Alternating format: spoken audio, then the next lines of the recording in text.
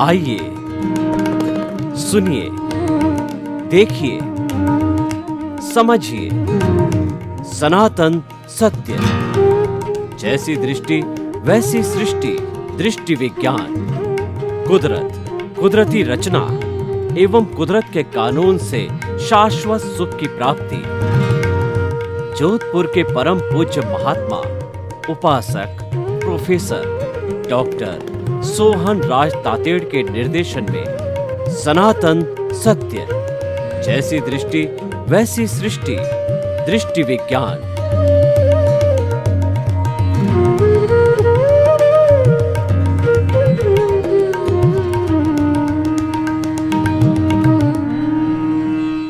मातृशक्ति को नमन। आज का हमारा बहुत सुंदर विषय दृश्य, दृष्टि और दृष्टा। दृश्य का अर्थ होता है कि जो हम खुली आंखों से देखते हैं और सामने हमको जो सीन दिखाई देता है, सामने हमको पूरा का पूरा फोटो दिखाई देता है, पूरा का पूरा वातावरण दिखाई देता है, वो दृश्य कहलाता है। और दृष्टि का अर्थ होता है उस दृश्य को देखने वाला विजन। जैसे आँखें हैं मेरी, तो आँखों के अंदर जो ये पलक झपकता है, वो आँखें तो द्रव्य आँखें हैं, और उनके भीतर जो भाव आँख है, जिसके की ताकत से वह ये आँख देखती है, वह कहलाती है दृष्टि। दृष्टि का अर्थ होता है विजन, जिसके द्वारा देखा जाता है वह दृष्टि कहलाती है। और उस दृष्टि को देने वाला मालिक कहिए या किसकी पावर है जिसने ये दृष्टि दी है, वो दृष्टा कहलाता है। दृष्टा हमारे भीतर विराजमान शुद्ध आत्मा भगवान है, जो स्व पर प्रकाशक है। तो वह दृष्टि देता है, यानी चेतना देता है, तब ये दृष्टि बनती है और उस दृष्टि से दृश्य दिखाई देता है। तो ये तीनों ही त्रिवेणी संगम है। हमारी भारतीय संस्कृति में त्रिवेणी संगम बहुत होता है, ब्रह्मा विष्णु महेश। और जो है वो हे गे उपादेय, दे ध्याता और ध्यान, और जो है लक्ष्मी सरस्वती और दुर्गा, ये तीनों देवियों का संगम होता है, त्रिवेणी संगम। और हमारी प्रकृति है, उसके अंदर वात पित्त और कफ संतुलित रहते हैं, तो हमारा स्वास्थ्य अच्छा रहता है। और पृथ्वी का जो लक्षण है वो सत्व, रजस और तमस, ये भी त्रिवेणी संगम है। तो और सत्यम शिवम सुंदरम, ऐसे त्रिवेणी संगम भारतीय संस्कृति में बहुत बड़ा महत्व रखते हैं। और तीनों को हम अच्छी तरह से समझ लेते हैं, उस विषय की पूरी जानकारी होती है। क्योंकि त्रिरत्न होता है, ट्रिपल ज्वेल्स होता है, सम्यक दर्शन, सम्यक ज्ञान और सम्यक चारित्र, ये ट्रिपल ज्वेल्स होता है। तो तीन को समझने से हमारी मुख्यतया जो हमारा क्लैरिफिकेशन है, हमारी सोच है, वह क्लियर हो जाती है। अब आप देखिए कि मुख्य, क्योंकि यहाँ पर दृष्टा है, ये शक्ति देने वाला है, उसकी बात हम जो है मुख्य रूप से करते हैं। यह दृष्टि देने वाला स्व पर प्रकाशक क्या है, ये समझना जरूरी है। ये चेतना है, ये हमारी आत्मा है। और यह चेतना किसे कहते हैं? असंख्य चेतनामय परमाणुओं के पिंड को आत्मा कहा जाता है, कॉन्शियसनेस कहा जाता है। इसके अंदर आगमों में कुल 23 नाम आए हैं। और चेतना है तो मनुष्य का अस्तित्व है, और चेतना नहीं है तो मनुष्य का कोई अस्तित्व नहीं है। और चेतना भी कैसी होनी चाहिए? जो एक्सप्रेस करने वाली होती है, अभिव्यक्त होने वाली चेतना होनी चाहिए। बहुत से व्यक्ति कई वर्षों तक कोमा में होते हैं, क्योंकि उनका आयुष्य प्राण अभी जिंदा है, इस कारण से कोमा में है। लेकिन वह व्यक्ति क्योंकि उसको चेतना एक्सप्रेस्ड वे में नहीं है, तो न तो वो बात कर सकता है, न हाथ हिला सकता है और न कोई अपनी अभिव्यक्ति दे सकता है। कई लोग ऐसे भी होते हैं कोमा वाले, आंखें तो फरकाते हैं लेकिन बोल नहीं पाते, पहचान नहीं पाते, हाथ हिला नहीं सकते, तो वो अपनी एक्सप्रेशन नहीं कर पाते हैं। ऐसा क्यों होता है? क्योंकि उसमें अभी आयुष्य प्राण जिंदा है, बाकी के प्राण जो है वो उनके अंदर नहीं है। जब ऐसा होता है, और प्राण है कुल 10 तरह से होते हैं। चेतना की शक्ति को प्राण कहते हैं, और जो है जड़ या पुद्गल की शक्ति को पर्याप्ति कहा जाता है। यह भी इससे जुड़ा हुआ है। समझना चाहिए कि प्राण 10 तरह के होते हैं। हमारी 5 इंद्रियां होती है, स्पर्शन रसन घ्राण चक्षु श्रोत्राणि इंद्रियाणि। इनको जैसा मैंने अभी कहा कि दृष्टि जो है वो उसका प्राण होता है, तब दृश्य दिखाई देता है। आँख के अंदर अगर दृष्टि या विजन नहीं है तो आँख फूटी हुई कही जाएगी और दृश्य दिखाई नहीं देखा, वो तो बेचारा अंधा हो जाएगा।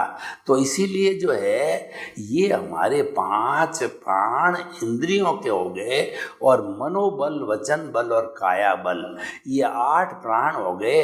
श्वासोच्छ्वास प्राण जिसे हम श्वास लेते हैं और निकालते हैं, और आयुष्य प्राण, ये अगर 9 प्राण भी चला जाए तो आयुष्य प्राण जिंदा रहता है, तब तक मनुष्य मरता नहीं है। कोमा वाली मैंने बात कही, और हमारे सरहदों के ऊपर लेह वगैरह में बर्फ़ की शिलाएँ होती है, तो हमारे जवान लड़ते लड़ते देश की रक्षा करते करते किसी जो है वह कहना चाहिए उसके अंदर जो है वो बर्फ़ के भीतर जो है ढक जाते हैं। तो क्योंकि उन लोगों का आयुष्य खड़ा रहता है तो वो 6 महीने तक भी जिंदे रहते हैं। जब बाहर निकाला जाता है, शरीर गर्म किया जाता है, तो व्यक्ति जिंदे हो जाते हैं। तो ये प्राण होता है। और पुद्गलों की शक्ति को प्राप्ति कहते हैं। आहार प्राप्ति, शरीर प्राप्ति, इंद्रिय प्राप्ति, श्वासोच्छ्वास प्राप्ति, भाषा प्राप्ति और मन प्राप्ति, जिन जिन के नाम हैं वो पुद्गलों को शक्ति दे करके, और वो होता है मैं बोल रहा हूँ तो ये भाषा प्राप्ति के पुद्गल है, उससे बोला जा रहा है। और सारी इंद्रिय जो काम करती है वो पुद्गलों की शक्ति से जो है वो काम करती है। और तो इंद्रिय प्राप्ति और जो है आहार प्राप्ति, आहार का जो लेने का होता है वो पुद्गलों के रूपी जो आहार से लिया जाता है। इस तरीके से जो है ये पुद्गलों की प्राप्ति, पुद्गलों की शक्ति को प्राप्ति कहते हैं, और चेतना की शक्ति को प्राण कहते हैं। तो ये चेतना है, ये दृष्टा है, मुख्य इसका महत्व होता है और इसकी प्रेजेंस होती है। जो मूल स्वरूप वाला आत्मा होता है वह अक्रिया होता है, वह कुछ भी नहीं करता है, मात्र जो है उसकी प्रेजेंस से सब काम होता है। और उसकी ताकत है वो कहलाती लब्धि वीर्य। आत्मा की ताकत को एक शब्द के अंदर लब्धि वीर्य कहते हैं। जो प्राण होता है वही लब्धि वीर्य होता है। और पुद्गलों की शक्ति को कहते हैं करण वीर्य। शरीर की शक्ति को करण वीर्य कहा जाता है कि वह जो है शरीर के मन वचन काया है उन सब को शक्ति देने वाली जो है वो करण वीर्य होता है। तो इस तरीके से दृष्टा का बहुत बड़ा महत्व है, और दृष्टा ही पूरे शरीर को शक्ति देती है। और इस दृष्टा के, और शरीर तो है जड़ है, शरीर पुद्गल है और आत्मा दृष्टा है। इन दोनों के बीच के अंदर न तो वह पुद्गल है और न वह चेतन है, बीच वाला मिश्र चेतन बन जाता है। जितना हमारा ज्ञान है, जितना हमारा राग द्वेष है, वो सारा मिश्र चेतन होता है। इस मिश्र चेतन की वजह से यही सारा कार्य करता है। मिश्र चेतन की वजह से ये जड़ रूपी शरीर है वो चेतनवत काम करता है, हाथ हिलाता है, बोलता है और बात करता है, चीत करता है। ये सब दृष्टा की ताकत से काम होता है। और दृष्टा निकल जाता है, हंसा उड़ जाता है, आत्मा निकल जाती है, तो शरीर है ये प्योर जड़ और पुद्गल के रूप में रहता है। और इसको जला दिया जाता है। इस सच्चाई को, इस सनातन सत्य को हमें जानना चाहिए। और जब ये सनातन सत्य किसी व्यक्ति को मिल जाता है और इसको समझने के लिए हमें कुदरती रचना और कुदरत के कानून का सहारा लेना पड़ता है। और जब समझ लिया जाता है तो शाश्वत सुख की नींव लग जाती है। इसका अर्थ क्या हुआ कि हम शाश्वत सुख के ऊपर अब धीरे धीरे प्रोग्रेस करते करते शाश्वत सुख को कुछ दिनों में प्राप्त कर लेते हैं। और जब शाश्वत सुख को इंसान प्राप्त कर लेता है तो उसको कुछ भी प्राप्त करना शेष नहीं होता है। शाश्वत सुख वह सुख है, उसके बाद में कोई दुख आता ही नहीं है। वो परमानेंट सुख है और वो अवस्था है, ब्लिस की अवस्था होती है, वो मुक्ति की अवस्था होती है, वो मोक्ष की अवस्था होती है, वो साल्वेशन, इमांसिपेशन की अवस्था होती है। तो वो मनुष्य जीवन का जो मुख्य लक्ष्य होता है और वह मनुष्य ही प्राप्त कर सकता है, दूसरा प्राणी उसको प्राप्त भी नहीं कर सकता है। तो देखिए, दृश्य, दृष्टा और दृष्टि। तो दृष्टा जब है, दृष्टि देता है, तब वह काम होता है। दृष्टि दो तरह की होती है। एक तो बाह्य दृष्टि है, वो हमने आपको बताया कि वो आँख से देखने की दृष्टि हो गई है। और एक भीतर की दृष्टि होता है, वो दृष्टि विज्ञान कहलाता है। भीतर की दृष्टि को कुंडलिनी जागरण कहते हैं, भीतर की दृष्टि को हम प्रज्ञा कहते हैं। वो जागृत होना जरूरी है, तभी हम मुक्ति को प्राप्त कर सकते हैं। दृष्टि की बात चली तो मैं आपको बताना चाहता हूँ कि एक बेचारा जन्मांध व्यक्ति था। तो वो जन्मांध व्यक्ति ईसा मसीह के सामने आकर के गिड़गिड़ाया कि मैं जन्मांध हूँ और मैंने दुनिया नहीं देखी है, कृपया आप मेरे को आँखें दे। जीसस क्राइस्ट बहुत दयालु थे, तो उसके गिड़गिड़ाने से उनको दया आ गई और उन्होंने जो तथास्तु कहा, उनको दोनों आँखें मिल गई और वह इस जो है सुनहरी दुनिया को देखने लग गया। तो सुनहरी दुनिया में रूप भी होता है, तो उसने किसी रूपवान को देखा और उसके पीछे पड़ गया, यानी उसके मन के अंदर अनैतिक भावना आ गई। तब क्या कुछ लोगों ने, जो कि जब उसको दृष्टि दी जा रही थी तो वो उसको पहचानते थे, उन्होंने कहा कि यह जो है व्यक्ति अनैतिक कार्य कर रहा है। तो उन्होंने जीसस क्राइस्ट को जाकर के कहा कि आपने जिसको दृष्टि दी है उसको सामने लाके खड़ा करके कहा ये तो अनैतिक कार्य कर रहा है।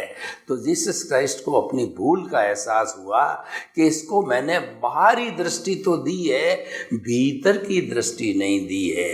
भीतर की दृष्टि होती है, वो तीसरा नेत्र होता है, वो प्रज्ञा की दृष्टि होती है, वो समता की दृष्टि होती है। बाहर की दृष्टि, जैसे हमारे दो चरम आँखें हैं, तो एक आँख में हम राग से देखते हैं, दूसरी आँख के अंदर हम द्वेष से देखते हैं। तो ये राग द्वेष की जो दो आँखें होती है और यही हमें घुमाती है, यही कर्म बंधन करने वाली होती है और यही अज्ञान कहलाता है। और जब तक रहती है हम शाश्वत सुख को प्राप्त नहीं कर सकते हैं। तो शाश्वत सुख को प्राप्त करने के लिए तीसरा नेत्र खोलना जरूरी होता है। थर्ड आई की बहुत चर्चा होती है विश्व के अंदर। थर्ड आई जो होती है वो हमारा राग द्वेष से ऊपर उठ करके समता की अवस्था होती है। तो वह जब खुल जाती है तो हमारा काम बन जाता है।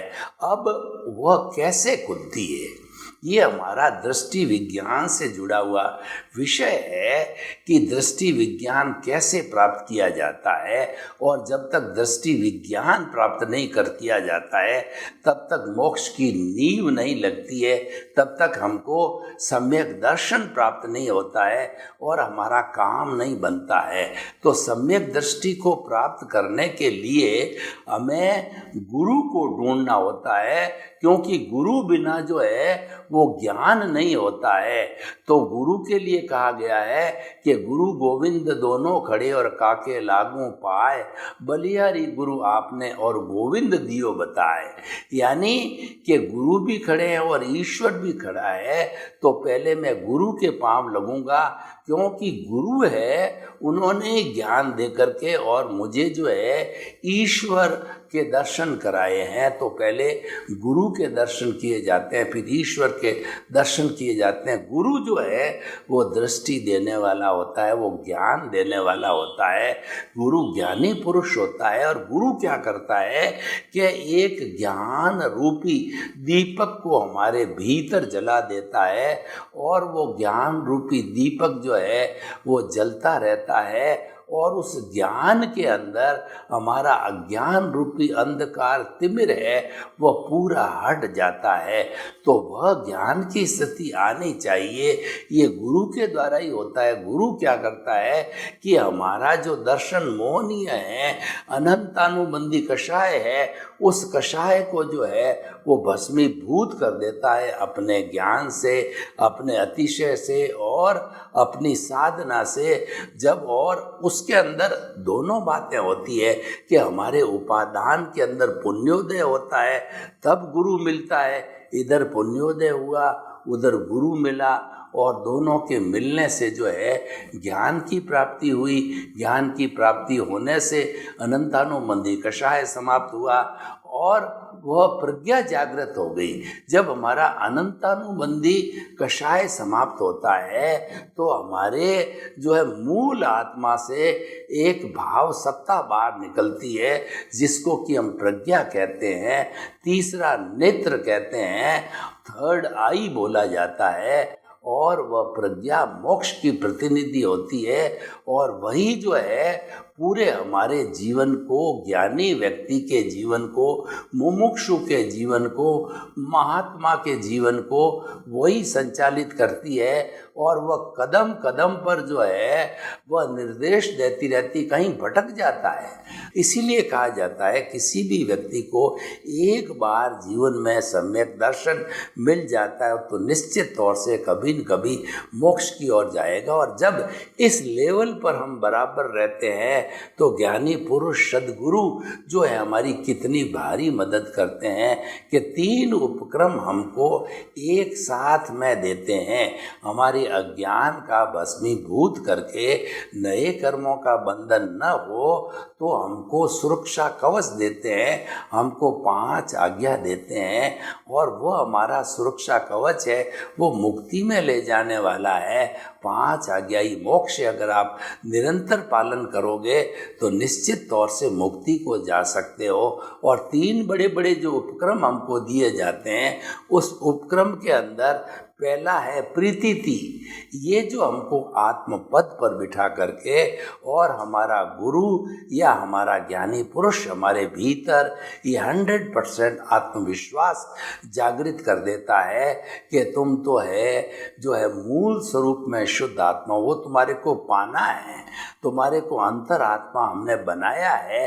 अब आप प्रीतिथि, जागृति और अनुभव करते करते परमात्मा बन जाओ तो 1 भव लगे, 2 भव लगे, 4 भव लगे, उसमें आपको परमात्मा बनना है, उसकी वो नींव लगा देते हैं, प्रीतिथि बिठा देते हैं। रात को 12 बजे भी आपको उठाया जाता है तो आप ये कहोगे रिलेटिव व्यू पॉइंट से मैं सोहन राज तातेड़ हूँ, जो कि देहदारी, नामदारी और पैकिंग रूप में, लेकिन रियल दृष्टि से मैं शुद्ध आत्मा हूँ। कैसा शुद्ध आत्मा?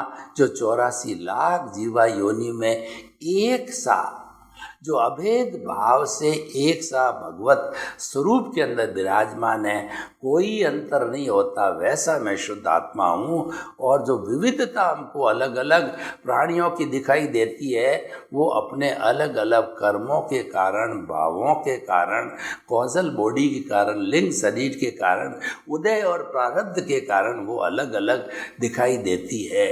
तो देखिए कितना बड़ा काम हमारा हो गया। और अगर इस मानव जीवन के अंदर ज्ञान मिल जाता है, ये काम हो जाता है, हमारी सीट बदल जाती है, इसका मतलब हम धन्य हो गए, हमने अपने जीवन की सार्थकता प्राप्त की है। इसीलिए हर मानव को हम ये कहना चाहते हैं, आप सद्गुरु को तलाशिए। और हमारा ये सनातन सत्य भी यही कार्यक्रम करता है कि हम आपको कुदरत के कानून के सहारे ultimate reality of the world, ultimate जो है सार्वभौम सत्ता जो है विश्व की, वो हम आपको देना चाहते हैं। और वो क्यों देना चाहते हैं कि हम आपके शाश्वत सुख की नींव लगाना चाहते हैं। शाश्वत सुख तो एक जन्म में मिलना बहुत मुश्किल है, क्योंकि जो फोर्स पीछे से आ रहा है उदय प्रारब्ध है, और वो कर्मों का जो राग द्वेष, जो मूल 8 द्रव्य कर्म और उसकी 148 प्रकृतियों का जो चिट्ठा है, बहुत लंबा चौड़ा है। लेकिन एक बार जब अगर नींव लग जाती है तो नींव लगने के बाद में स्नेह कुछ जन्मों के अंदर वो सारा जो है बर्फ रूपी शिला की तरह जो है हमारा डिस्चार्ज है, वो डिस्चार्ज रूप के अंदर ही है, क्योंकि नया चार्ज बंद हो गया। जब हमारा गुरु ज्ञान दे देता है तो नया चार्ज बंद होता है, यानी संपूर्ण बंद नहीं होता है, परंतु जो मुख्य रूप से जो हमारा दर्शन मोहनीय था, अनंतानुबंधी कषाय था, कर्मों का बंधन करने वाला था, वो समाप्त हो गया। तो पीछे तो अप्रत्याख्यानी, प्रत्याख्यानी और स्वंजलन जो है बहुत ही डाइल्यूट जो है दर्शन मोहनीय की दशाएं रहती है, वो तो सामान्य डिस्चार्ज रूप में भी सामान्य रूप से तोड़ा जा सकता है। लेकिन पत्थर पर लकीर खींचने के बराबर अनंतानुबंधी जो है कषाय है, वो गुरु के जो है अतिशय से, गुरु की कृपा से, हमारे पुण्योदय से भस्मीभूत हो गया, तो हमारे ने एक बहुत बड़ा हो गया। तो ये सारा दृष्टि विज्ञान है, और इस दृष्टि विज्ञान को देने वाला हमारा जो शुद्ध आत्म स्वरूप है वो दृष्टा है। दृष्टा के द्वारा दृष्टि मिलती है, और इस दृष्टि को पाकर के हम दृश्य देखते हैं। दृश्य का अर्थ होता है जो आँखों से दिखाई देता है। हमारा व्यवहार जगत, हमारा जितना व्यवहार जगत है वह पूर्व जन्म का हमारे कहना चाहिए संस्कार है। पूर्व जन्म का जो है वो हमारा उदय और प्रारब्ध है, और वो हम पीछे से लेकर के आए हैं, क्योंकि पूर्व जन्म के अंदर भाव डालने वाला कोई और था, उन्होंने भाव डाले। और वो अगर हम गीता की भाषा में बात करें तो जो क्रियमाण कर्म पिछले जो है जन्म के व्यक्ति ने किए, वो क्रियमाण होने के बाद में वो संचित हो गए, और संचित होकर के वो पकने लग गए। और जब पकने की स्थिति आती है तब व्यक्ति का आयुष्य समाप्त हो जाता है। और वही क्रियमाण और संचित कर्म है इस जन्म के अंदर पक करके और वो फल देने वाले हो जाते हैं। तब उदय कहिए या प्रारब्ध कहिए चालू होता है। तो प्रारब्ध हमारा परिणाम है, प्रारब्ध हमारा रिजल्ट है, प्रारब्ध है हमारा पका हुआ कर्म है, वो हमारा फल है जो कि हमने पूर्व जन्म के अंदर जो है इकट्ठा करके संचित करके पकाया था। तो भाइयों और बहनों, जो आज का मुख्य एपिसोड है दृश्य, दृष्टि और दृष्टा, तो हम जो है दृश्य तो जो है देखना हमारे हाथ में नहीं है, क्योंकि दृश्य तो है वह कुदरत है, वही दृश्य दिखाता है और वह कुदरत के अधीन रहता है, और कुदरत ही उसको नाश न करना चाहती है वो दृश्य के लिए, और कुदरत के अधीन ही वो कार्य करती है। तो ये कुदरत के लिए कहा गया है कि रंगमंच ये जगत है और कर्म खिलावनहार और नाना रूप बनाए के और चेतन खेलनहार। चेतन की प्रेजेंस होती है, हाजिरी होती है, जब ही सारे कर्मों का बंधन होता है। और जब चेतन ही नहीं है तो कहाँ से मिश्र चेतन आएगा और कहाँ से जड़ रूपी शरीर आएगा? कुछ भी नहीं होगा, कोई हरकत ही नहीं होगी। तो चेतन की उपस्थिति से हरकत होती है और अपने अपने जैसे कर्मों का उदय होता है, प्रारब्ध होता है, उसी के अनुरूप जो है ये शरीर नाचता रहता है और भोगता रहता है, कर्मों का भुगतान होता है। इसीलिए कहा गया कि यह शरीर है पूर्व जन्म के कर्मों के भुगतान के लिए जो है मिला हुआ है। तो हम भुगतान जो है प्राप्त करते रहते हैं, वो दृश्य की श्रेणी में आता है। और दृष्टि क्योंकि दृष्टा देता है तो भीतर की दृष्टि देता है। यहाँ पर दृष्टि का अर्थ है भीतर की दृष्टि। दृष्टि विज्ञान का अर्थ होता है कि अपनी दिशा मोड़ दोगे दशा मुड़ जाएगी। तो हमारी जो नीचे की ओर शक्ति व्यय हो रही थी उसको हमने प्रतिसंलीनता करके ऊपर की ओर मोड़ा, क्योंकि हमारी प्रज्ञा वो भाव सत्ता के रूप में जो है खड़ी हो गई और प्रज्ञा हमको गलत काम करने देती नहीं है, वह टोकती रहती है और वो हमेशा हमारा जो है उन्नति का समर्थन करती है, अवनति का समर्थन वह बिल्कुल नहीं करती, क्योंकि उसकी प्रकृति है और वह जो है मोक्ष की प्रतिनिधि भी है। तो भाई और बहनों, हम आपको बताना चाहते हैं कि तीनों को बराबर संतुलित रखो और जो दृश्य चल रहा है, जो हमारा जो है भोग चल रहा है, उदय प्रारब्ध चल रहा है, उसको चलने दो। ऑटो मोड से उसके साथ तन्मयाकार नहीं होना है। इस तरीके से हम दृश्य, दृष्टि और दृष्टा तीनों का कॉम्बिनेशन करके हम शाश्वत सुख की नींव लगा सकते हैं। सर्वे भवन्तु सुखिनः, सर्वे सन्तु निरामया। लोक के सब जीवों को जो शांति मिले, सुख मिले, आनंद मिले, आपके प्रति मंगल भावना, शुभकामना। ओम शांति।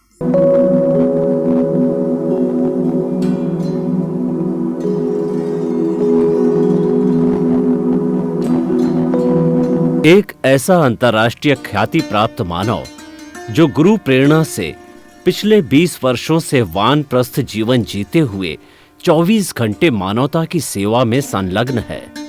एक ऐसा मानव जो अभी राष्ट्रीय, अंतर्राष्ट्रीय टीवी चैनलों पर 7,500 एपिसोड के माध्यम से सनातन सत्य, आत्मविज्ञान एवं पुनरुत्थान, व्यवहार एवं निश्चय जगत के जीवनोपयोगी विषयों पर हृदय स्पर्शी प्रवचन कर चुका है। उस मानव का नाम है महात्मा उपासक प्रोफेसर डॉक्टर सोहन राज तातेड़। प्रोफेसर तातेड़ द्वारा योग, दर्शन, शिक्षा विषयों पर रचित पीएचडी स्तर के 250 शोध ग्रंथ भारत के 100 प्रतिष्ठित विश्वविद्यालयों में शोधार्थी पढ़ रहे हैं तथा वे सभी शोध ग्रंथ वहां की सेंट्रल लाइब्रेरियों में उपलब्ध हैं। महात्मा सोहन राज ने अभी तक हजारों स्कूलों, कॉलेजों, विश्वविद्यालयों एवं संस्थाओं में सेमिनार, वर्कशॉप, कैंप लगाकर लाखों विद्यार्थियों को योग, दर्शन, शिक्षा का प्रशिक्षण देकर उन्हें सुसंस्कारित किया। डॉक्टर तातेड़ ने भारतीय संस्कृति उत्थान के 4000 से अधिक समसामयिक विषयों पर आर्टिकल लिखकर ऑनलाइन जर्नल, पत्रिकाओं, वेबसाइट्स पर प्रकाशित किया, जिसका उपयोग लाखों पाठक कर रहे हैं। उपासक तातेड़ के 5000 से अधिक आज का सुविचार, आज का शुभ संदेश, आज का मंगल भावना योग आदि चिंतन websites, Twitter, blogger, Facebook, YouTube माध्यमों से लाखों लोग अपना जीवन निर्माण कर रहे हैं। मानवता के मसीहा ऐसे महामानव महात्मा सोहन राज तातेड़ के प्रोफाइल को अभी तक विश्व के 20 लाख दर्शक यूट्यूब पर, 12 लाख गूगल पर एवं लाखों दर्शक फेसबुक, ब्लॉगर, ट्विटर और इंस्टाग्राम पर देख चुके हैं।